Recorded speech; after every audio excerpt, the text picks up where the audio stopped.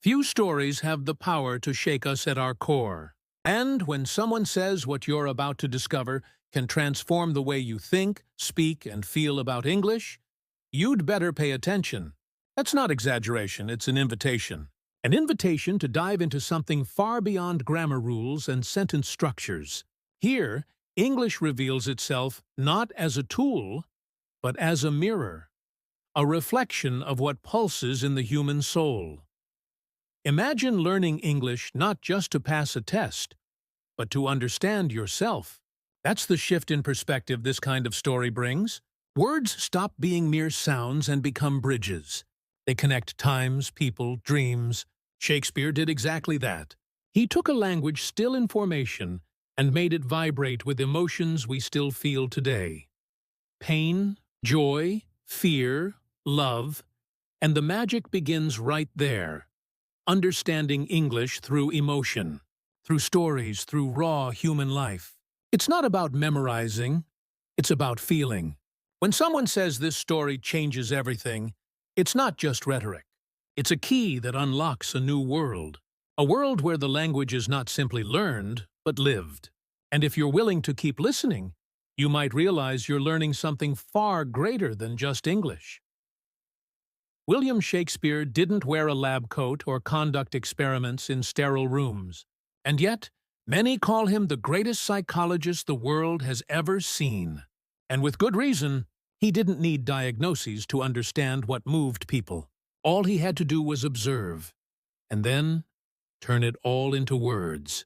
Words so precise and deeply human that, centuries later, they still pierce us like an arrow straight to the chest. He didn't analyze patience.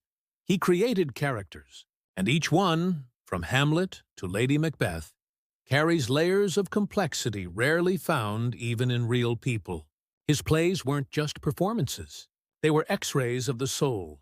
Shakespeare understood the weight of silence, the poison of doubt, the shimmer of ambition.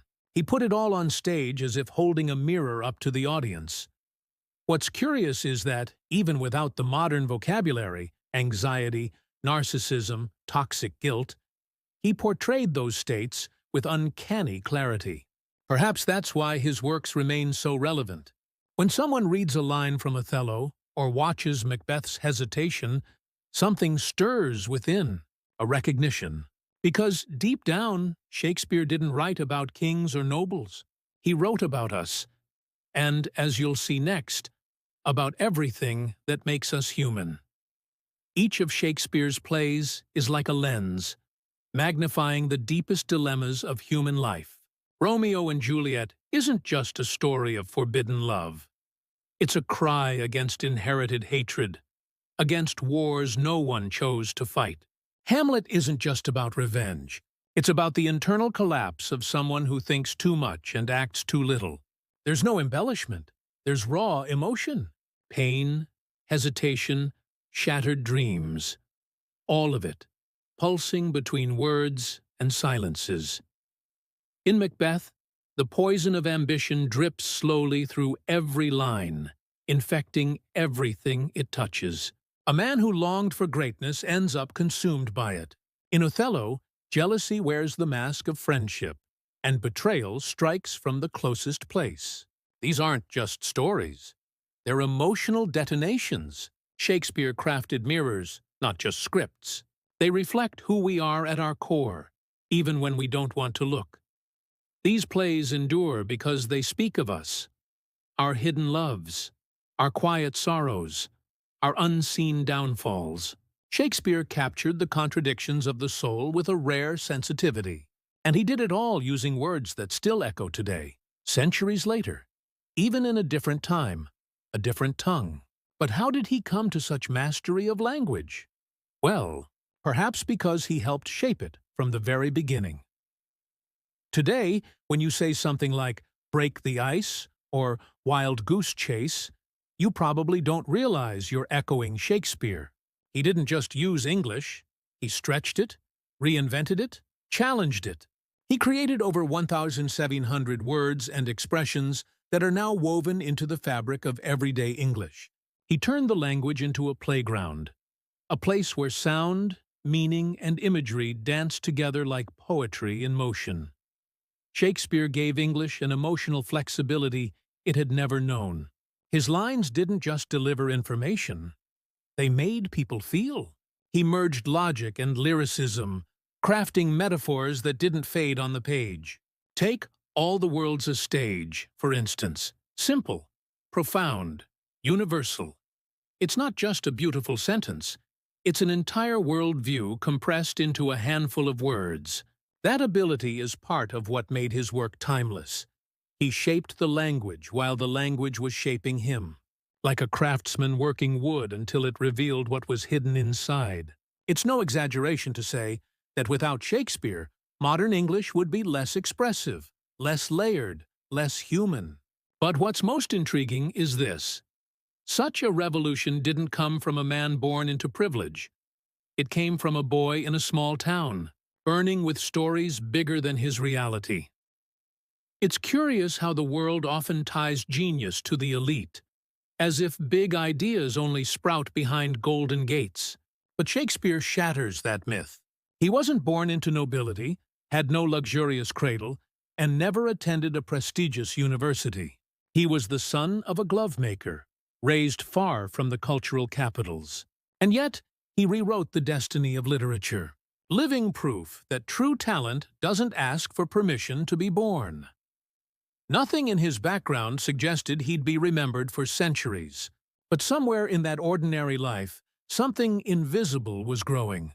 Restlessness, a hunger for words, for stories, for understanding what moves human life. That's the difference between the ordinary and the extraordinary. Not a surname, but an inner fire. Shakespeare had that fire, and he lit entire worlds with it. No titles, no fortune. Just razor-sharp words and unwavering will. His story is a powerful lesson.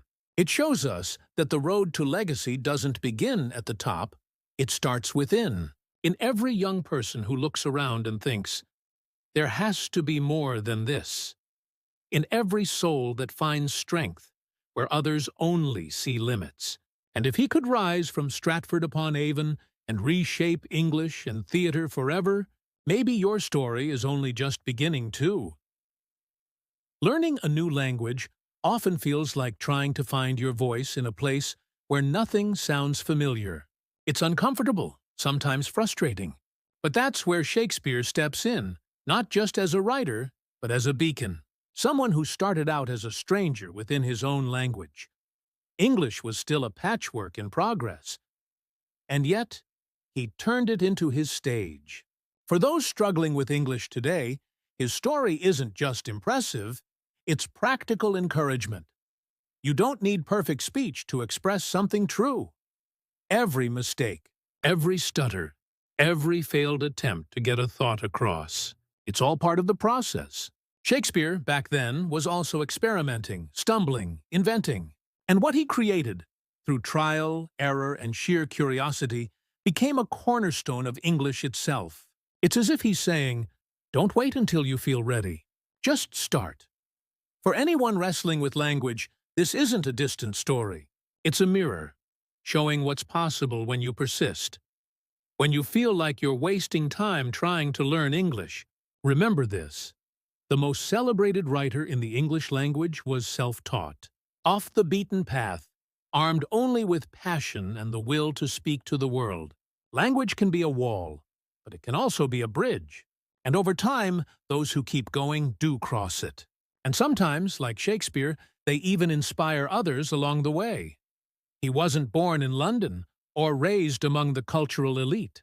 William Shakespeare came from Stratford-upon-Avon, a quiet town, almost forgotten on the map. The son of a craftsman and a mother with rural roots, he grew up between stone streets and open fields. There was no glamour, no privilege, just a regular boy, curious, with his feet on the ground and eyes fixed on the unnoticed, gestures, laughter, the pauses in people's speech. Growing up in a small town didn't limit him. If anything, it sharpened his senses. In places like that, silence speaks loudly, and observation becomes second nature. He didn't need royal courts to understand the human heart. A marketplace? a town square, a neighbor's argument. These were his first textbooks. From this simple, grounded life, he developed the rare ability to see deeply into others. And that, more than any noble education, shaped the artist he would become. So when someone says they're too small to dream big, all they need to do is look at Shakespeare. He started with no advantage. His only wealth was the way he paid attention and his boldness to say what he saw. That's what makes his story so accessible. After all, who hasn't felt too ordinary to matter? But, as we'll soon see, even the smallest gestures of his childhood were already pointing towards something far greater. Shakespeare was born in April of 1564, at a time when maps still had blank spaces and the world was full of uncertainty. He came into life in Stratford-upon-Avon, a quiet town surrounded by fields, rivers, and whispered stories carried on the wind. His father, John, was a glove maker, a respected hands-on trade. His mother, Mary Arden, came from a line of farmers with deep roots in the land. No one expected genius from this household, just another child among many. Growing up in that environment meant living between craft and tradition. The Shakespeare household was full of life. 8 children, laughter, quarrels, chaos. But William was the quiet one, the observer. While others shouted or played, he noticed.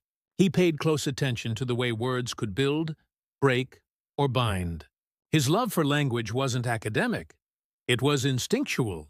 It came from watching life unfold, from listening to people speak not to impress, but to connect. There seemed to be nothing extraordinary about his surroundings, yet something quietly extraordinary was growing. A fusion of his father's precise work and his mother's earthy wisdom laid the foundation for a rare kind of sensitivity. Shakespeare was born into the ordinary, but with an eye trained to see the extraordinary, and the world around him, modest as it was, became his first stage, the place where he began training his ears and his heart. Being the third of 8 children isn't exactly peaceful. In a house like that, noise is constant, attention is scarce, and silence is a rare treasure. But young Shakespeare learned to turn chaos into fuel. While his siblings played, argued, or cried, he observed. Not with detachment, but with a kind of focused curiosity. It was as if every gesture, every laugh, every sigh held a hidden meaning he needed to uncover. This habit of paying close attention became his secret gift. He didn't just hear, he absorbed. He watched how people's words changed with their emotions, how someone's tone could say the opposite of their face. He was a boy who, without knowing it, was already studying the theater of real life. And that quiet attention would later become the foundation for the characters he would breathe into existence, characters that felt as real as the people who inspired them.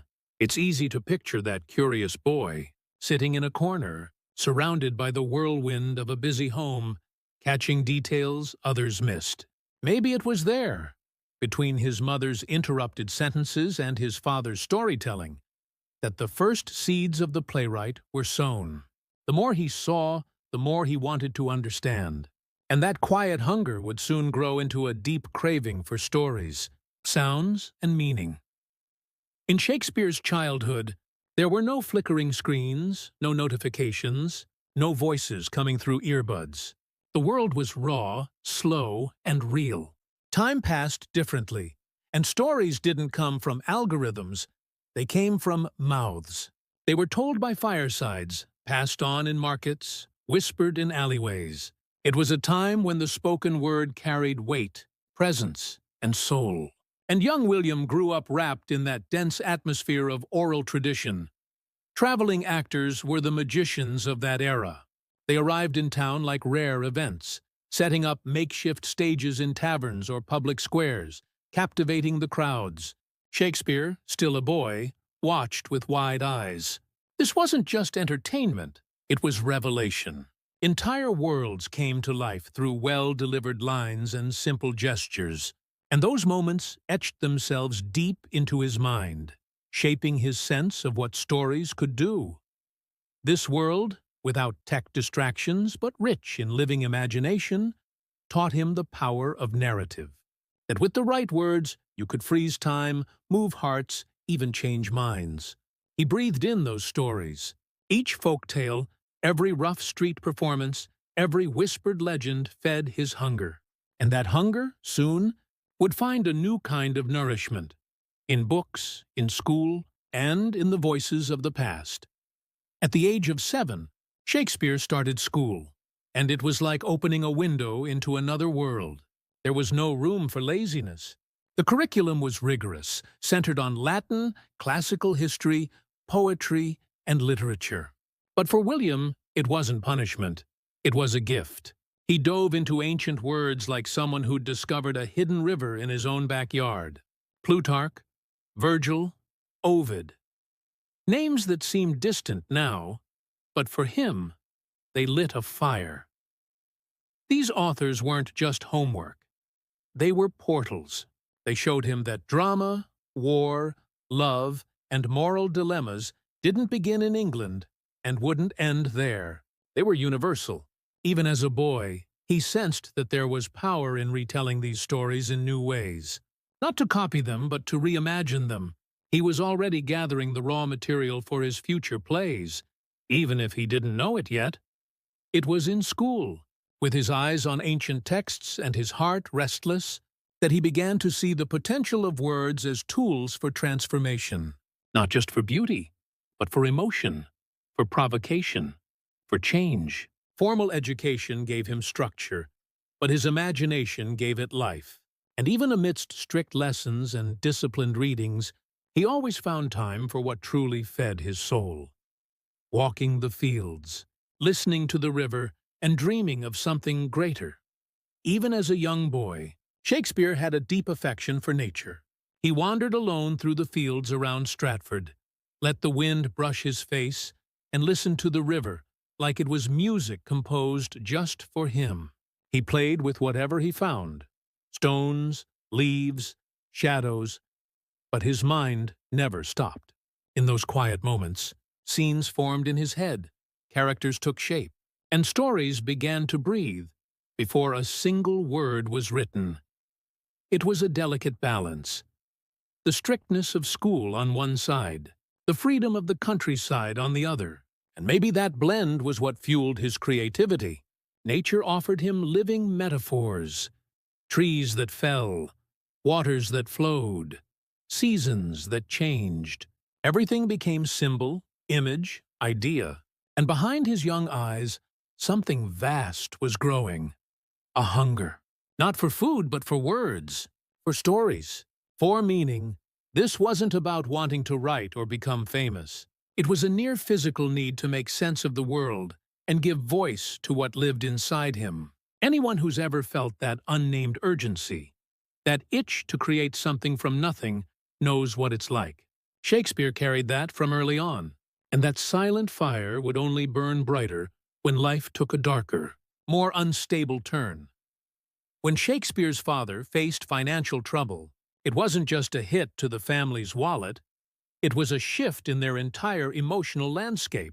William, still young, saw up close what it meant to fall from social grace. The man who once held respected positions in town was now avoided, overlooked. And that leaves a mark, because suddenly, the boy who believed life had a certain order learned how quickly everything can vanish. But it's often in these moments that deeper perception is born. Watching the fragility of reputation and how fast fortune can turn, Shakespeare developed a profound understanding of human life. Nothing is fixed, not money, not status, not even happiness. And maybe that's why his characters are so emotionally unstable, so painfully real. He understood early that life is a balancing act, and the fall is always close. These quiet wounds, these private losses that don't make headlines, became the soil where his creativity took root. Every future play would carry this truth, that a crown can become a coffin, that joy can slip through your hands, that even the noble can break. Young William was learning now, not from books, but from life itself, and he would turn all of it into raw material for art. And while the world around him crumbled, he began to write, in secret. Amid the uncertainties of youth, Shakespeare found refuge in the rhythm of language. He scribbled short poems on scraps of paper, played with rhymes like they were toys. The verses were simple, sometimes meant just to make friends laugh. Other times they reached deeper, brushing against emotions he couldn't yet name. No one saw greatness in it. Not yet, but something unmistakable was forming. A voice slowly taking shape. More than writing, he loved performing. He created characters, mimicked local townsfolk, staged playful scenes for anyone willing to watch. What thrilled him most was reaction, the laughter, the gasps, the brief silence of wonder. Even back then, he seemed to know that words only come alive when they're embodied, when they're spoken, when they breathe. In that interplay between page and presence, the artist was beginning to emerge. The beauty of this phase lies in its simplicity. He wasn't trying to impress. He was exploring, expressing, testing his voice without knowing where it might lead, like so many others before and after him. But there was one crucial difference. He wasn't doing it for approval. He was doing it because he had to. And that raw inner drive would carry him straight into the most mysterious years of his life. The so-called lost years. At 18, William made a decision that surprised many. He married Anne Hathaway, a woman 8 years older, highly unusual for the time. It was a rushed union, surrounded by whispers and speculation, but also marked by a sense of duty. Not long after, their first daughter, Susanna, was born. Then came the twins, Hamnet and Judith. Life, suddenly, had thrust him into adulthood with full force. Becoming a father so young, with 3 children and rising responsibilities, could have easily smothered his artistic dreams. But for Shakespeare, everything became fuel. Domestic life, financial pressure, the challenge of providing, all of it fed his understanding of the human condition. He was learning things no book could teach. The weight of care, the tension of relationships, the silence between two people who love each other but can't always connect. And even with this new rhythm of life, his creative flame didn't flicker. It intensified.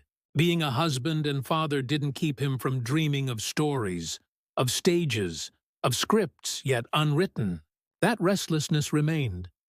Maybe it even grew. And sometime around 1585, he vanished from public record. What came next was a stretch of time cloaked in mystery. What history now calls the lost years. Between 1585 and 1592, Shakespeare vanished from the records. No documents, no letters, no published plays. It's as if he disappeared completely. These 7 years became known as the lost years, a biographical void that still fascinates scholars. What did he do during that time? Some say he was a school teacher in a remote village. Others believe he traveled with acting troupes, living from inn to inn, learning the craft on the road. There are even rumors of legal trouble, of him fleeing disputes or debts. But the most intriguing thing isn't what we know. It's what we don't. Because in that silence, anything could have happened. Perhaps those were the exact years that shaped him. Years spent listening to common people, absorbing stories in crowded taverns, witnessing life's extremes, from hardship to grace. That blank space may hold the keys to his voice. Whatever he experienced during that time, one thing is certain. When Shakespeare re-emerged in 1592, he was not the same. He returned not as a lost boy from Stratford, but as a man brimming with experience, with sharp instincts, and with a vision for theatre that was ready to challenge London itself. He was prepared, ready to transform all he had seen, felt, and survived into art that would echo through history. When Shakespeare reappeared in London around 1592, he didn't arrive with riches. He arrived burning with purpose. No powerful contacts, no influential patrons, just raw talent, stubborn will, and an urgent need to tell stories. For many, that would have been too little. But for him, it was enough. London at the time was a messy, buzzing city. Chaotic, yes, but also overflowing with possibility. A place where destiny could be rewritten in ink or erased in silence. He started at the bottom, as an actor, a helper, maybe even carrying props backstage. He took whatever opportunity came his way, and little by little, his words began to stand out. Not because they were polished, but because they were alive. They spoke of kings and commoners with the same intensity. He wrote like he breathed, urgently, precisely, with soul. And though he had no pedigree, the stage began to make room for his voice. This marked the turning point. Shakespeare was no longer the lost young man of the missing years. He was becoming a force, with plays that made people laugh, think, and feel. He understood that theater could be more than distraction. It could be a mirror, a question, a spark. And with that vision, he stepped into the world of London theater, determined to turn the stage into life itself. At first, Shakespeare was just another face among the actors on the London scene. He learned the ropes on stage, memorized lines, did whatever it took to stay in the game. But behind the curtain, he was plotting something greater. He watched everything. What made the audience laugh, what made them go silent, what made someone stand mid-performance. Then he began to write, not ordinary plays, but texts filled with soul. That entertained, yes, but also provoked and unsettled. Shakespeare never wanted to just amuse, he wanted to transform. His plays were crafted with tension, wit, tragedy, and truth. In one performance, he could make a crowd roar with laughter, and moments later, choke on silence. Hamlet questioned the meaning of life. King Lear laid bare aging and pride. The Merchant of Venice forced audiences to confront their own prejudice. Each play was a dare, a push to reconsider what it means to live. And that's what set him apart. While others chased applause, he went deeper. He wanted to reach the parts of people that no one talked about. He turned theater into an emotional lab, where the human spirit was dissected through poetry. Slowly, his reputation grew, and with it, the sense that he was building something permanent, a legacy. But his real leap was still to come, when he would help raise, brick by brick, one of the greatest stages the world has ever seen. The year was 1599. Shakespeare, alongside his theater company partners, built something that would change the face of English drama forever. The Globe Theatre. A circular wooden structure near the River Thames, but more than just a building. The Globe was a symbol, a space where commoners and nobles stood side by side, where written words came to life, and where Shakespeare finally had a home for the worlds he imagined. There, some of his most iconic works took the stage. Julius Caesar, As You Like It, Hamlet, Twelfth Night. The Globe became an extension of his spirit. And with the success of his plays came recognition. For the first time, he tasted the rewards of years of relentless effort. Fame, financial success, and respect from the royal court.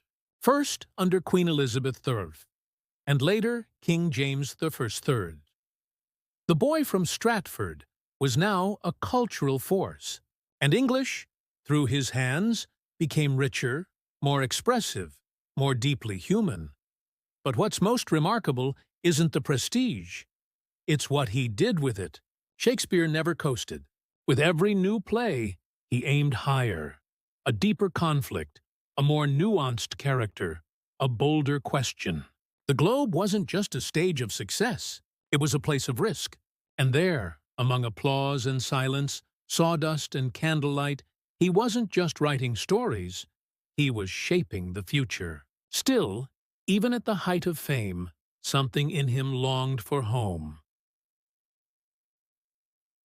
In 1613, after years under London's spotlight, Shakespeare made an unexpected decision. He returned to Stratford-upon-Avon. The town that had watched him grow now welcomed him back as a changed man. His face was older, his eyes deeper, but the same quiet sensitivity still lived in him. He longed for the silence of the fields, the sound of the river, the peace no fame could offer. Maybe he was seeking rest, or maybe he just needed to return to where it all began. In his final years, he wrote less, but observed more. Life slowed down, but his mind stayed sharp. And then, on April 23, 1616, reportedly his birthday, William Shakespeare passed away. But who said words die?